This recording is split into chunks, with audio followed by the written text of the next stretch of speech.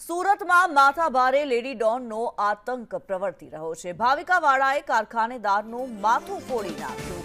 સુરતમાં લેડી ડોનનો આતંક અપશબ્દો બોલવાની ના પાડતા કારખાનેદારને માર માર્યો। ભાવિકા સહિત 4 ટપોરીએ માર માર્યો છે। ભાવિકા વિરુદ્ધ અગાઉ પણ અનેક ગુનાઓ નોંધાયેલા છે। મનીષ પરમાર વધુ વિગતો સાથે જોડાયેલા છે। મનીષ, જે ઘટના સામે આવી રહી છે, એક કારખાનેદારને માર મારવામાં આવ્યો છે, લેડી ડોન દ્વારા માર મારવામાં આવ્યો છે। શું છે સમગ્ર મામલો અને શું માહિતી?